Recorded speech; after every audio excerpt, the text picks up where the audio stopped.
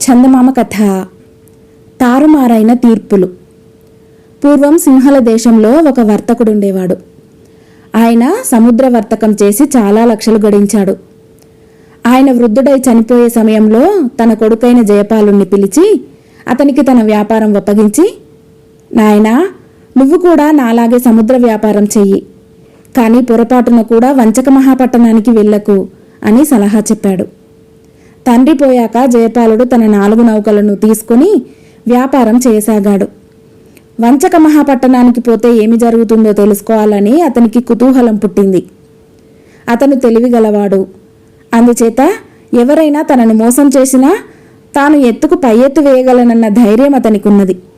కనుక అతను తన 4 నౌకలను నడిపించుకుని ఆ పట్టణానికి వెళ్ళాడు. అది సూర్యోదయం వేళ. నౌకలను రేవులో ఉంచి జయపాలుడు తన విల్లు బాణాలు వెంట పెట్టుకుని తీరం వెంబడి వేట షికారుకు బయలుదేరాడు. ఒకచోట అతనికి ఒక నీటి కొంగ కనబడింది. అది సముద్రంలోని చేపలను వేటాడుతున్నది. జయపాలుడు తన విల్లు ఎక్కుపెట్టి గురిచూసి ఆ కొంగను కొట్టాడు. ఒక్క బాణంతో ఆ కొంగ చచ్చి సముద్రపు నీటిలో పడిపోయింది. ఆ సమీపంలో చేపలను పట్టుతూ ఉన్న పల్లెవాడొకడు ఇది చూసి జయపాలుడి దగ్గరికి పరిగెత్తుకుంటూ వచ్చి, ఎవరయ్యా నువ్వు? నా తండ్రిని చంపావు.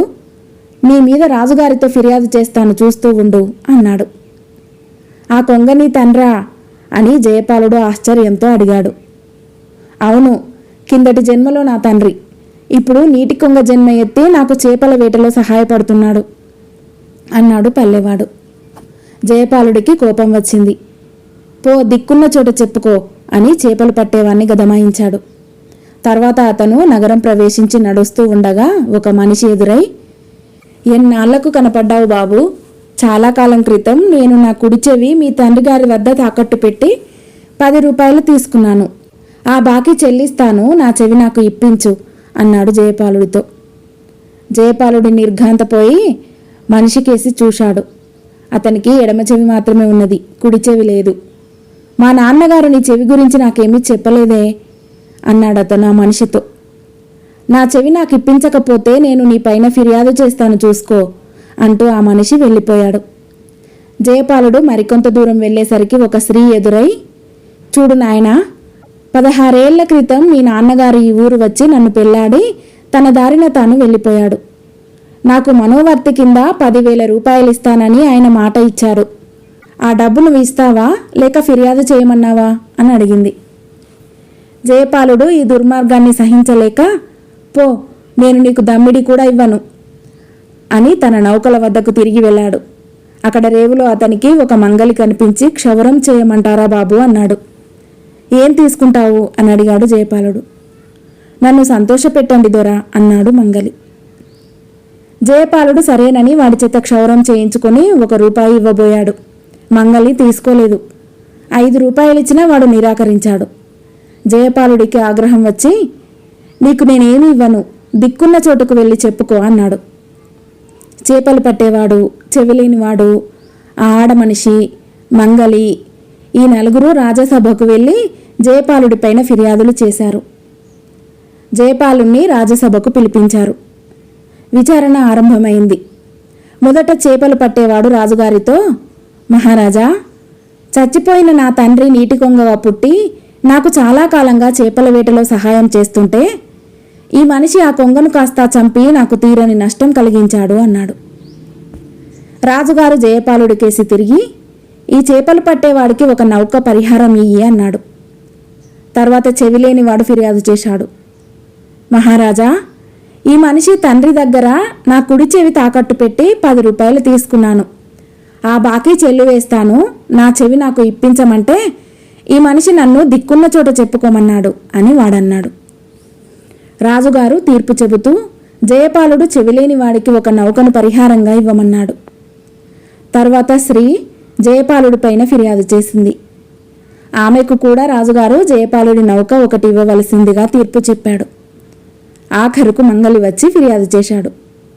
అయ్యా, ఈయన నా చేత క్షౌరం చేయించుకొని నన్ను సంతోషపెడతానన్నాడు. ఆయన నౌక 1 నాకు ఇప్పిస్తే నేను సంతోషిస్తాను, అంతకంటే తక్కువైతే నేను సంతోషించను అన్నాడు. మంగలి చెప్పేది సబబుగానే ఉన్నది. అందుచేత జయపాలుడు మంగలికి 1 నౌకను ఇచ్చుకోవాలి. అని రాజుగారు తీర్పు చెప్పాడు. ఈ ఫిర్యాదులు తీర్పులు విని జయపాలుడు నిర్ఘాంతపోయాడు. ఈ నగరానికి వంచక మహాపట్టణం అని పేరెందుకు వచ్చిందో, అక్కడికి వెళ్ళవద్దని తన తండ్రి ఎందుకు సలహా ఇచ్చాడో అతనికి బాగా తెలిసి వచ్చింది. అతని మెడలో ఉన్న రత్నహారం తప్ప మిగిలిన అతని ఆస్తి యావత్తు పోయింది. ఇప్పుడేం చేయాలి? ఈ ఇక్కట్టులో నుంచి ఎలా బయటపడాలి అని అతను ఆలోచిస్తూ ఉండగా రాజసభలోకి రాజుగారి కొడుకు 10 ఏళ్లవాడు వచ్చాడు. వెంటనే జయపాలుడు తన మెడలో ఉన్న రత్నహారం తీసి రాజకుమారుడి మెడలో వేశాడు. సభలో అందరూ చప్పట్లు కొట్టి హర్షధ్వానాలు చేశారు.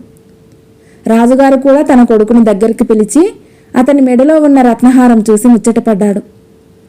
జయపాలుడు సభికులకేసి తిరిగి, నేను రాజకుమారుడికి రత్నహారం ఇచ్చినందుకు ఈ సభలో సంతోషించని వారెవరైనా ఉన్నారా అని అడిగాడు. లేరు లేరు, సంతోషించాం అని అందరూ కేకలు పెట్టారు.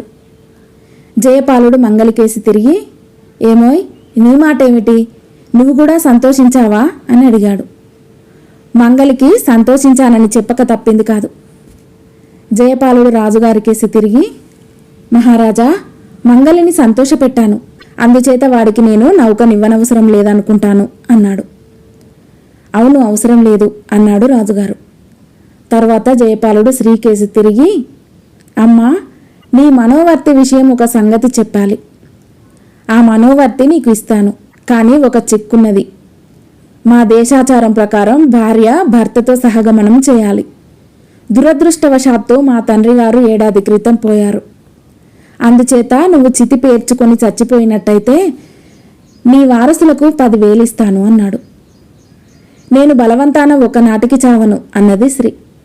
జయపాలుడు రాజుతో, మహారాజా, నేను ఈమెకు పరిహారం చెల్లించనవసరం లేదనుకుంటాను అన్నాడు. రాజు సరేనన్నాడు. తర్వాత జయపాలుడు చెవిలేని వాడితో, బాబు, నీ చెవి నీకిప్పించటానికి కూడా నాకు అభ్యంతరం లేదు. మా తండ్రి గారి హయాంలో ఎన్నో వేల మంది తమ చెవులు తాకట్టు పెట్టి నీలాగే రుణాలు పుచ్చుకున్నారు. వాటిలో నీ చెవి పోల్చటం సాధ్యం కాదు. అందుచేత నమూనా కింద నీ ఎడమ చెవి కోసి ఇచ్చావంటే దానితో సరిపోల్చి నీ 2 చెవులు నీకు పంపుతాను అన్నాడు. ఇందుకు చెవిలేనివాడు ఒప్పలేదు. వాడికి పరిహారం ఇవ్వనవసరం లేదని రాజుగారు తీర్పిచ్చాడు. తర్వాత జయపాలుడు రాజుగారితో ఇలా అన్నాడు, మహారాజా, నా తండ్రి గారు చనిపోయాక చేపగా పుట్టి నాకు నౌకలు నడపటంలో సహాయపడుతూ ఉన్న సమయంలో ఈ చేపలు పట్టేవాడి తండ్రి కొంగ రూపంలో వచ్చి ఆయనను మింగేశాడు. అందుచేత నేను ఆ కొంగను చంపాను. చేప రూపంలో ఉన్న మా తండ్రి ఆ విధంగా చనిపోకపోతే నేను ఈ నగరం ఛాయలకు రావటమే జరిగేది కాదు అన్నాడు. రాజుగారు ఈ మాట విని సంతోషించి చేపలు పట్టేవాడికి కూడా పరిహారం ఇవ్వనవసరం లేదని తీర్పు చెప్పేశాడు. తర్వాత జయపాలుడు 1 వారం రోజుల పాటు రాజుగారి అతిథిగా ఉండి ఆయన వద్ద కొన్ని బహుమానాలు పొంది తన 4 నౌకలను తరలించుకొని తన దేశానికి వెళ్ళిపోయాడు. కథ సమాప్తం.